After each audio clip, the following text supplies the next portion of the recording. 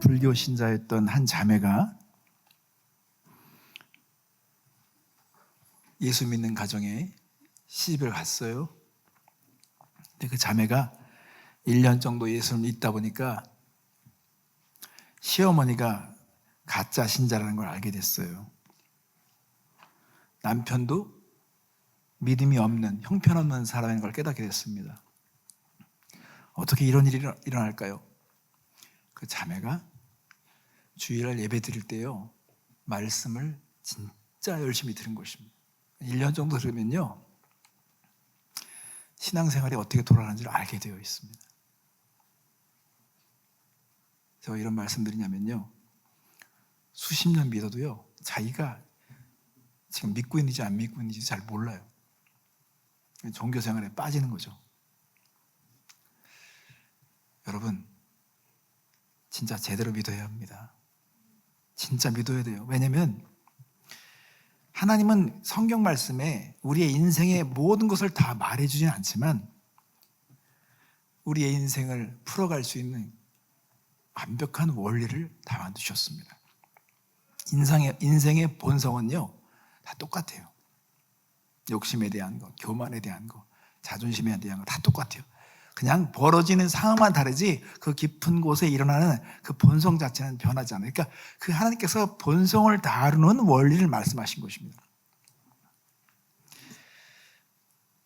그래서 정말 지혜로운 사람이 되려면요, 성경 전체가 어떻게 돌아가는지를 파악해야 합니다. 이왕 믿는 거 교과서에 좀 빠삭한 사람 되지 않겠습니까? 근데 사람들이 편식을 많이 해. 그냥 듣기 좋은 말만 들어. 그러니까요, 인생을 풀어갈 때 계속 어리석은 겁니다. 민수기서에 보면요, 아론의 쌍난 지팡이 이야기 나오죠. 내가 아론도 모르는데 무슨 쌍난 지팡이냐 이렇게 생각하는 사람 있을 수 있어요. 민수기를 보면요, 리더십에 대한 강력한 불만과 도전과 또 하나님의 심판이 얘기도 나와 있어요.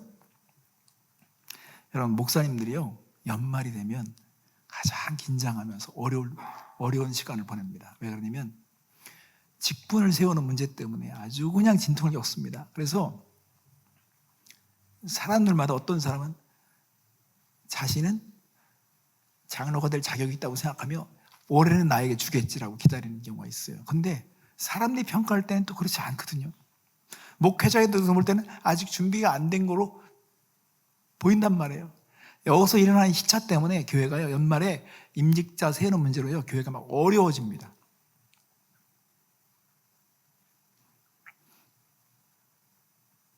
민수기서를 제대로만 보더라도요, 사람들은 그런 말을 할 수가 없습니다. 사람이 성경을 읽더라도 그냥 새해가 되면 창세기부터 막 거창하게 시작하다가 레위기에서 다 고꾸라지죠. 민수기를 못 넘어가. 그러니까 민수기에서 어떤 일이 펼쳐지는지 몰라요. 우리는 성경을 통해서 균형 잡힌 신앙을 가져야 합니다. 균형 잡힌 신앙생활을 하려면요, 성경 전체 안에 있는 말씀들이 어떻게 돌아가는지를 파악할 수 있어야 돼요. 그러니까 오늘 제가 이 아론의 쌍난 지팡이에 대한 얘기를 할 텐데, 이 아론의 쌍난 지팡이에 대한 얘기를 우리가 이해하려면 그 전 배경을 알 수 있어야 됩니다. 그냥 쌍난 지팡이다 이게 아닙니다. 하나님께서 아론의 그 지팡이에 싹이 나게 하는 이 과정 속에 그 전에는요, 인간의 반란이 일어났어요. 똑똑한 지도자들이요, 모세와 아론에 대해서 반란을 일으킨 것입니다.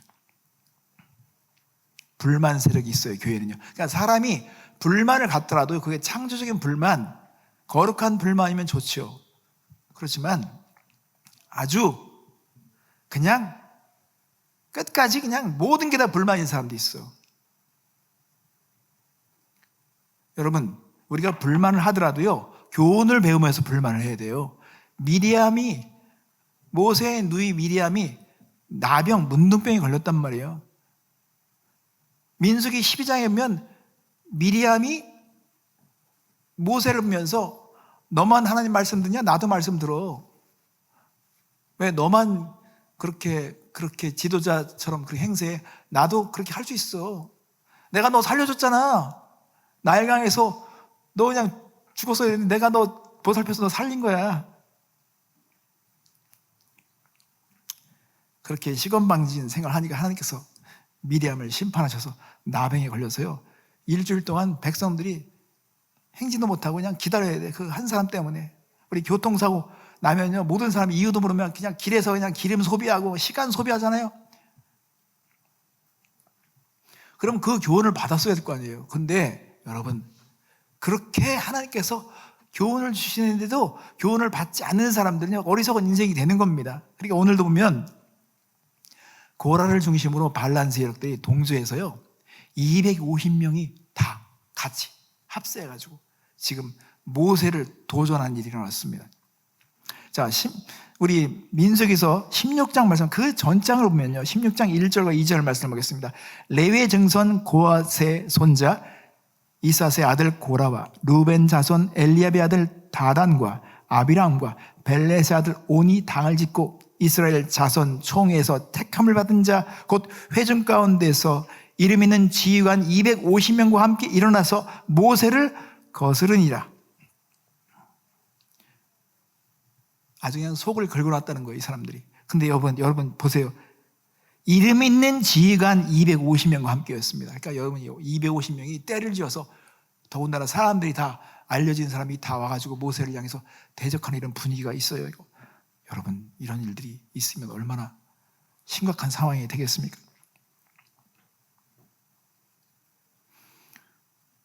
삼 절 말씀 보면요, 그들이 자신들이 지금 불만을 가지고 있는 이유를 말합니다. 그들이 모여서 모세와 아론을 거슬러 그들에게 이르되 너희가 분수에 지나도다 회중이 다 각각 거룩하고 여호와께서도 그들 중에 계시거늘 너희가 어찌하여 여호와의 총회 위에 스스로 높이느냐. 이 말을 들으면요, 우리가 정말 헷갈립니다. 이거 하나님 말씀하신 것 같아요. 왜냐하면 우리는 교만한 자 싫거든요. 누구 하나 혼자 잘난 척하는 사람 싫어하잖아요. 이런 마음들이 있기 때문에 이런 마음들을 딱 파악해가지고 모세를 공격하는데 그 포인트를 딱 잡는 거예요. 모세 혼자 잘난 척하는 것 같아. 모세 혼자 스스로 높이는 것 같아.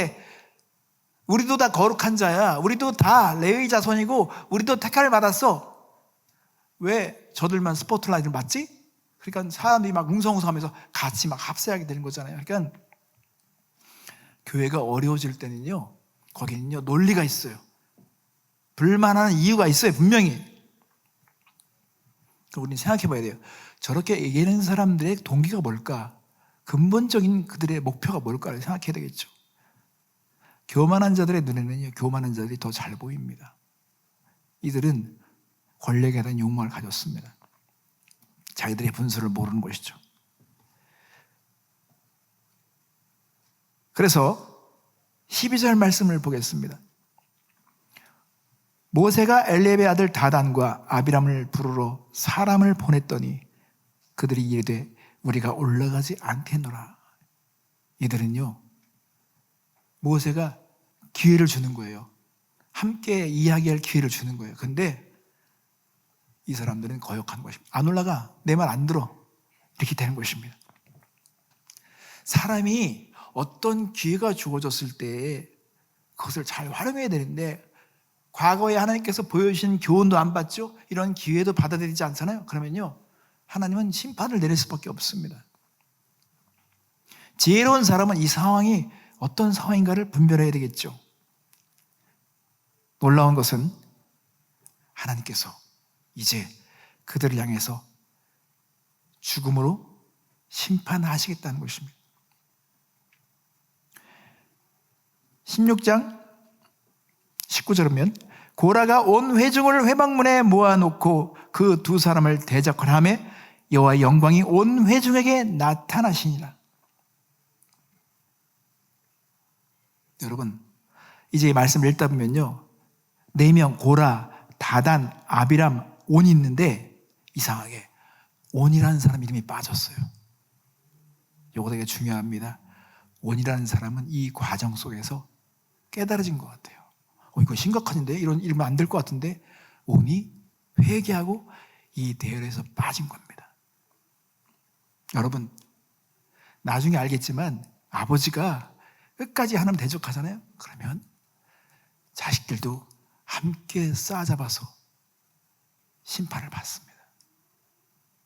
같이 망하는 거예요. 근데 그 같이 망하는 이유가, 전에도 교회에서 막 이런 대적한 일이 일어나니까 아버지가 승질 못 내니까 학생들을 동원시켜요. 숫자를 늘리기 위해서 학생들을 자기 옆에 딱 동원시키고 목사님을 대적하도록 아들을 거기 앉혀놓더라고요. 그거 보면서 와, 저 아버지 진짜 큰일 날 줄 알았네. 아들의 눈에다 비늘을 씌우는 거예요. 더 이상 거룩한 걸 보지 못하도록.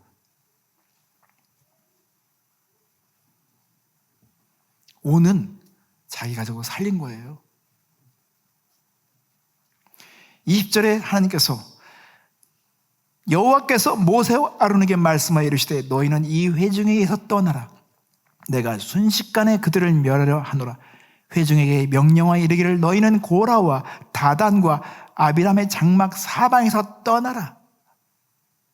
이제 하나님께서는 무서운 심판을 내리시는데 그 근처도 가지 말라는 거예요. 그 근처 가면 함께 몰살했기 때문에.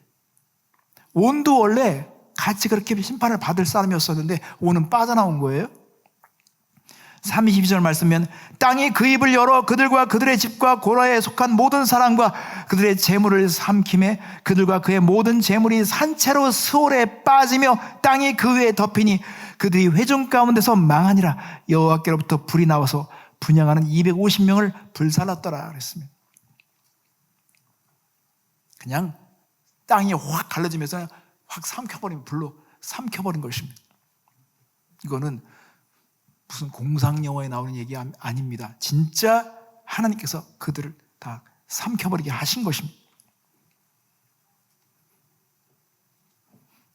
근데요, 여러분, 흥미로운 일이 있습니다. 흥미로운 일이 있어요.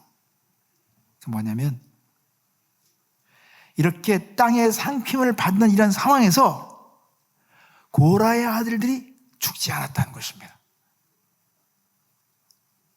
어떻게 알 수 있을까요? 민수기서 26장 10절과 11절 말씀 보면 땅이 그 입을 벌려서 그 무리와 고래를 삼킴에 그들이 죽었고 당시에 불이 250명을 삼켜 징표가 되게 하였으나 고라의 아들들은 죽지 아니하였더라 그랬습니다. 왜 그랬을까요? 여러분, 고라의 아들들은요, 아버지를 거역한 것입니다. 아버지 말을 듣지 않은 거예요.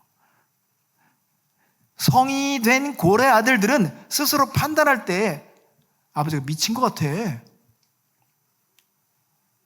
어떻게 저러지? 내가 볼 때 진짜 아버지가 잘못된 것 같아. 그러니까 그들은 아버지의 뜻을 거역한 거야. 하나님께서 고라와 다단과 아비람에 거기에 근처도 가지 말라. 이제 큰일이 날 거라고 말씀하셨어요. 그러니까 이 고라의 아들들은요, 진짜 모세의 편에 선 겁니다. 모세의 편에 선 거예요. 나 아버지 말 안 들을 거야. 나 저러다 죽을 것 같아. 어느 때는요, 자녀들이 아버지보다 더 지혜로울 때가 있어요.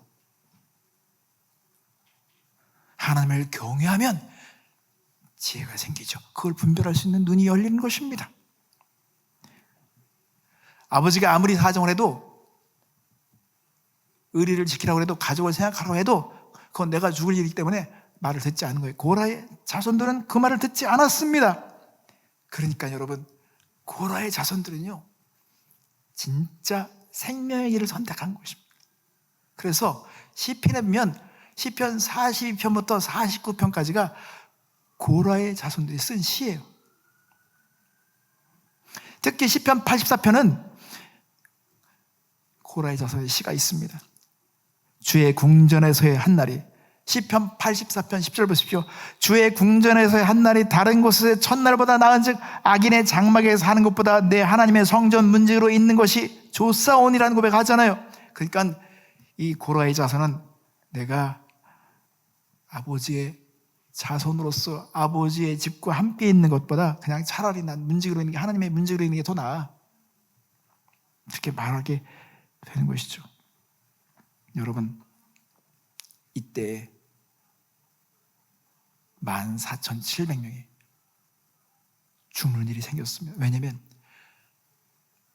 고라와 함께 그 따르던 사람들과 250명이 합세했던 사람이 다 죽었잖아요. 그러니까 어떤 사람들은 또 어리석은 생각하는 거예요. 또 어리석은 생각하는 거예요. 그러니까 이때 또 어떤 사람이 또 뭐 얘기했겠죠. 아니 모세가 뭐가 뭔데 저렇게 사람이 모세 때문에 이렇게 많이 죽어. 그러면서 막 또 불만스럽게 생기면서 모세에게 막 따지는 일들이 일어났던 것 같아요. 이렇게 하나님께서 그런 생각에 동조한 또 사람도 있었기 때문에 연병을 일으켜가지고요 사람들을 다 치신 것입니다. 우리 옛날에 이 연병을 이런 말 있잖아요. 연병을 일으켜가지고 그냥 치신 겁니다.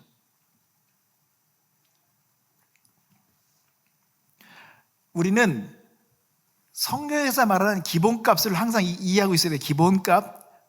하나님께서는 인권을 여러분 인권 얘기하는 사람들은요 하나님의 기본값에 대해서 존중하지 않는 경우가 있어요. 우리는 이미 죽은 자입니다. 우리의 기본값은요 죄인이에요. 죽은 거예요. 그러니까 죽어도 그냥 할 말이 없는 존재입니다. 근데 하나님께서 그냥 지켜주시는 것이죠. 보호해 주시는 것입니다. 이게 지켜줄 때가 이게 은혜인 거예요. 이때가. 그런데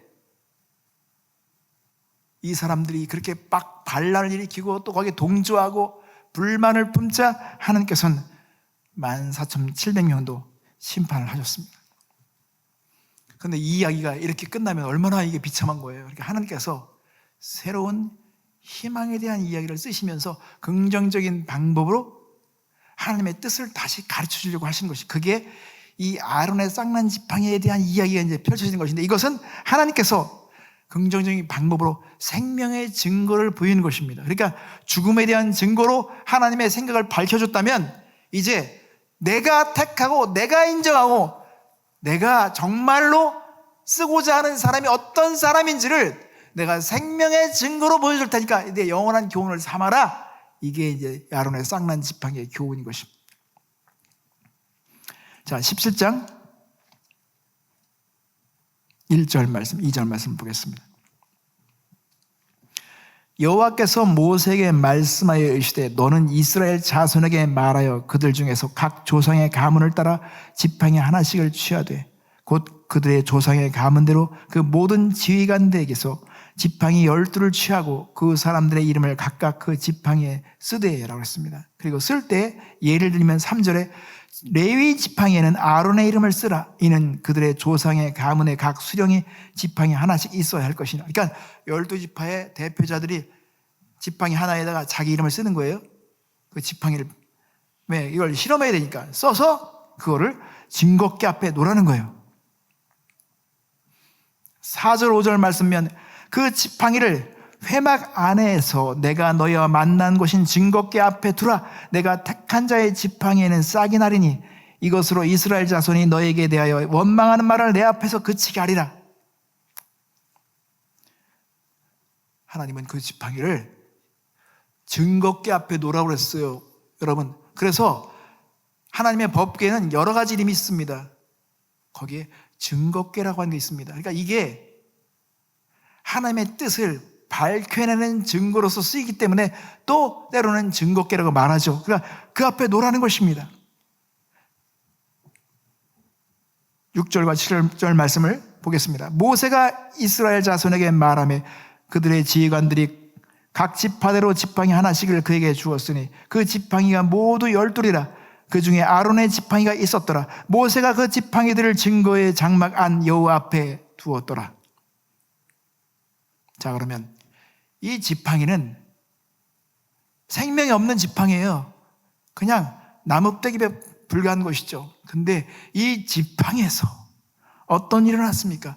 8절이면 이튿날 모세가 증거의 장막에 들어가 본즉 레위 집을 위하여 낸 아론의 지팡이에 음이 돋고 순이 나고 꽃이 피어서 살구 열매가 열렸더라 그랬습니다.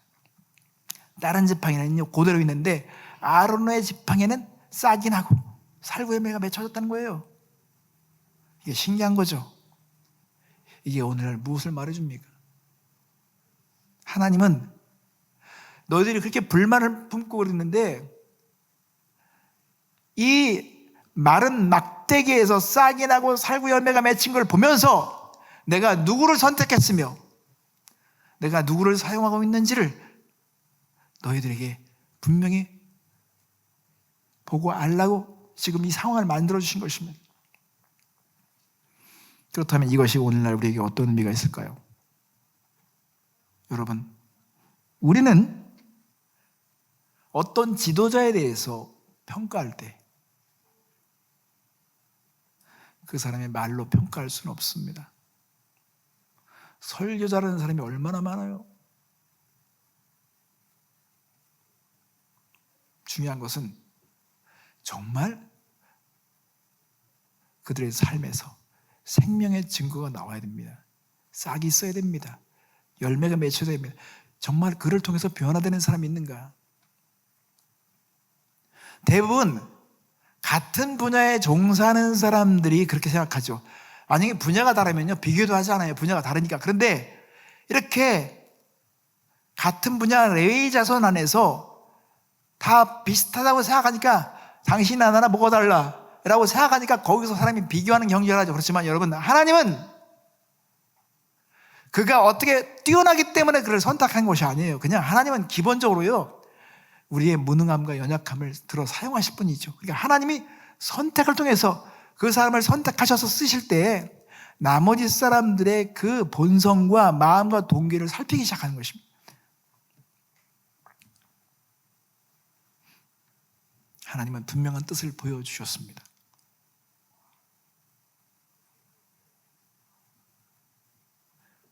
여기서 우리는 우리의 삶을 이제 돌아봐야 합니다. 하나님께서 이걸 통해서 뭘 말씀하시는 건가? 여러분, 나는 예수의 사람이다, 예수님이 내 안에 계시다 라고 말하는 것이 중요한 게 아닙니다. 사람들은 그 사람이 말하는 걸로 믿지 않아요. 저 사람의 삶에 싹이 나는가, 꽃이 피는가, 변화가 일어나는가, 열매를 맺는가, 요걸 통해서 증거를 받게 된다는 것입니다. 좋은 충고는 모범을 보이는 거라고 하잖아요. 그리스도인의 삶에서 가장 완벽하고 훌륭한 충고는 여러분, 싹으로 보이는 것입니다. 열매로 보이는 것입니다. 변화로 보이는 것입니다. 자식들을 훈계하더라도 자식들한테 아무리 훈계해봤자 소용이 없어요. 그냥 내 안에 예수님이 어떻게 살아있는지를 보여주는 거가 중요한 것입니다. 나를 어떻게 거꾸로 트이고 네가 알고 있는 나의 자존심이 누구의 손으로 내가 이렇게 변화되고 있는지 내가 보여줄게.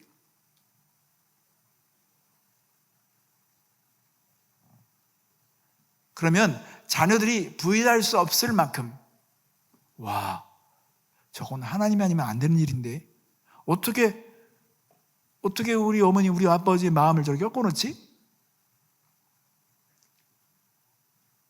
라는 것이죠. 그래서 이 아론의 싹난 지팡이가 나머지 사람들을 다 심판한 거예요. 어떻게 보면 싹이 안 났으니까 할 말이 없잖아요. 그러니까 나중에 보면요, 이 사람들이요, 우리는 죽었어, 우리는 망했어, 이제 큰일 났어, 어떻게. 그러니까 하나님께서 더군다나 증거계 앞에서 이걸 딱 드러내니까 그 고려의 그 주변 사람이 다 죽는 걸 봤잖아요. 그러니까 하나님께서 딱 증명해놓고 너희들 내 나머지는 죽었어라고 하는 것처럼 들리는 거예요. 이제 이 사람들이 그냥 죽었어, 이제 어떡하지, 우리 망했어, 이렇게 말을 하는 거예요. 당연하죠. 그런 생각 하실 수 있어요. 여러분, 우리는 그래서 열매를 맺어야 하는 것입니다. 갈라디아서 5장 22절 23절 말씀은 성령의 열매에 대해서 말씀하죠. 오직 성령의 열매는 사랑과 희락과 화평과 오래 참음과 자비와 양성과 충성과 온유와 절제니 이 같은 것을 금지할 법이 없느니라. 그러니까 누구도 막을 수 없다는 거예요. 그러니까 여러분, 이 쇠면, 그 아주 그냥 단단한 쇠면의 틈 사이를 뚫고서 막 꽃들이 막 피어요. 우리 보면 이게 막 올라와. 막 어떻게 저렇게 힘이 세지? 여러분, 성령의 열매를 맺지 못하도록 할 수 있는 금지할 법이 없을 만큼은요, 진짜 예수님이 살아있는 사람들은, 예수님과 교제하는 사람들은요, 그 삶에서 우리 막 살을 찢고 나오는 거예요. 그냥 존재를 드러내는 거예요. 싹이 나오는 것입니다. 나 열매 안 맺을 거야. 무슨 열매를 안 맺어요? 그냥 열매 맺게 돼 있어. 그냥 사랑이 나오게 돼 있어. 안 되면 자책이라도 하죠. 그래서 예수님은요, 제자들에게 말씀하셨어요. 요한복음 15장 4절 말씀에 내 안에 거하라. 나도 너희 안에 거하리라. 가지가 포도나무에 붙어 있지 않으면 스스로 열매를 맺을 수 없음 같이 너희도 내 안에 있지 않으면 그러하리라. 그러니까 예수님이 열매 맺는 거 간단해. 너희가 내 안에 있으면 돼. 내가 너 안에 있어. 이런 관계, 교제만 연결되면 열매는 그냥 시간이 맺는 거야. 시간이. 임신하면 배가 불러오게 돼 있는 거예요. 막 헛구역질 하게 돼 있는 겁니다. 예수님이 안에 정말 있는 사람들은 변화라 말하는 것입니다.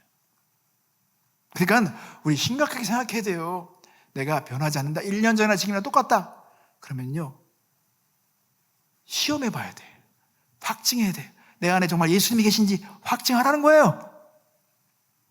최소한 괴로워라도 해야지. 나 같은 존재가 이렇게 안 변해. 왜 이렇게 안 변하지? 그거는 그렇게 부대끼는 것은요, 이유가 있는 것입니다. 하나님께 성령께서 그런 생각을 주시는 거잖아요. 여러분, 우리가 변하지 않는 강력한 이유 중에 하나가 있어요. 뭐냐면 우리는 말씀에 진짜 직면하지 않는 경우가 있습니다.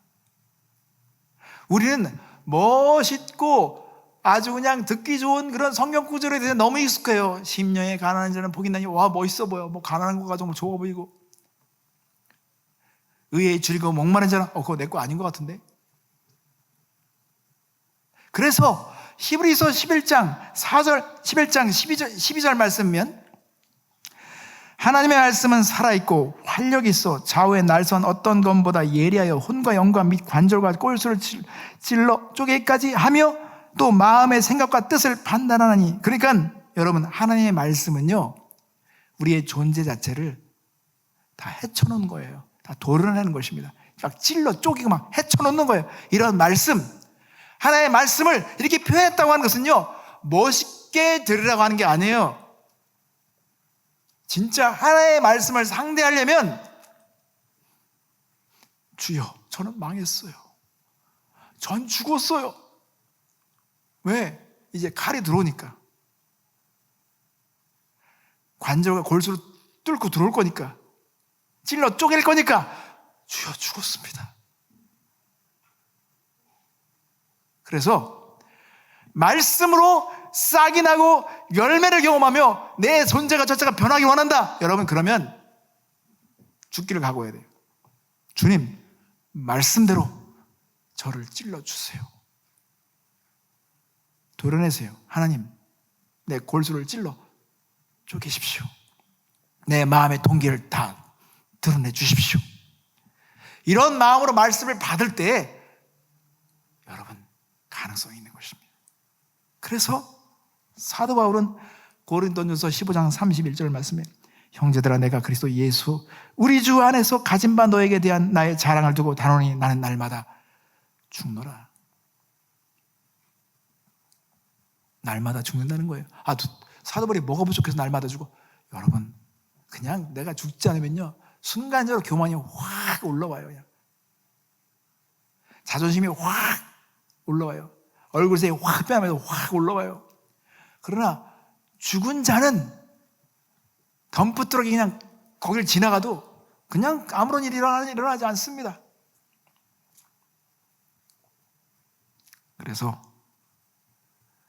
육체가 죽기 전에는요, 하나님은 우리의 영혼을 건드릴 수가 없습니다. 우리 육체가 딱 막아서고 있어요. 들어오기만 해봐. 그러니까 우리 영혼 자체는 하나님께서 건드릴 수 없도록 무장되기 때문에 하나님께서 우리를 변화시키는데 곤란한데, 그러니까 주님, 내 육신적인 자 찢어서라도 들어오세요. 난 싹을 보고 싶습니다. 열매를 내고 싶습니다.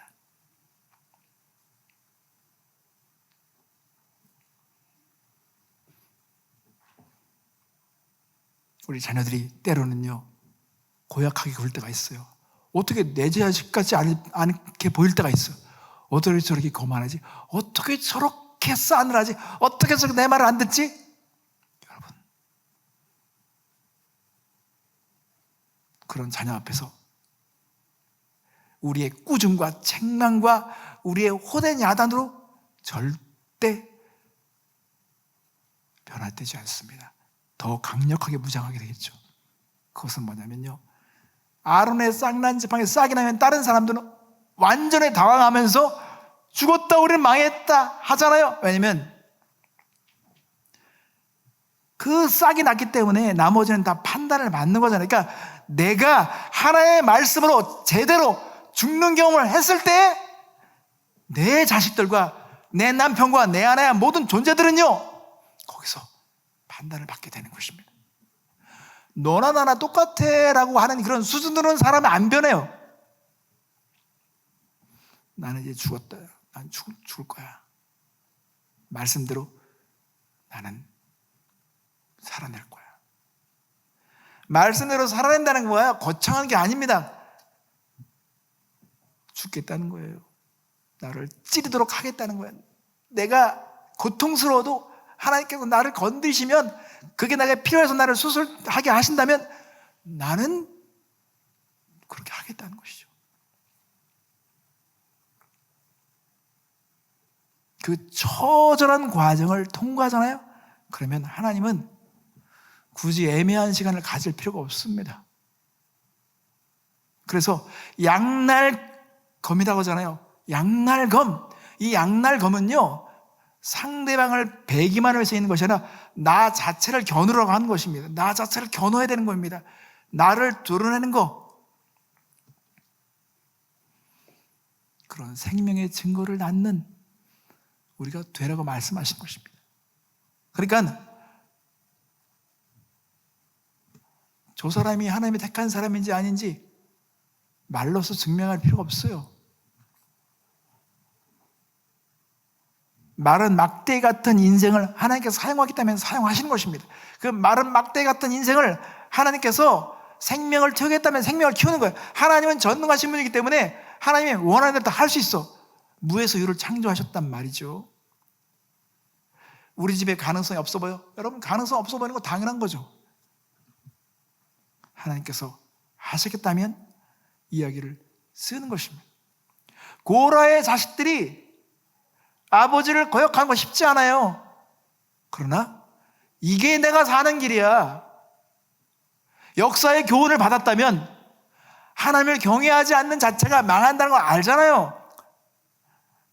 난 인간적인 마음으로 신앙생활 하지 않을 거야. 내가 진짜 하나님을 경외함으로 나 믿을 거야. 그렇다면 그런 마음 갖는 거가 나의 자아를 내려놓는 것이죠. 내 생각과 내 판단과 내 경험으로 판단하지 않겠다는 거예요. 난 말씀대로 하겠다는 것입니다. 그러면 나도 살고 내 딸린 가족도 사는 것이죠. 온처럼. 여러분, 역사에서 보면요, 산채로 하나님 나라에 올라간 사람은 여러분 없잖아요.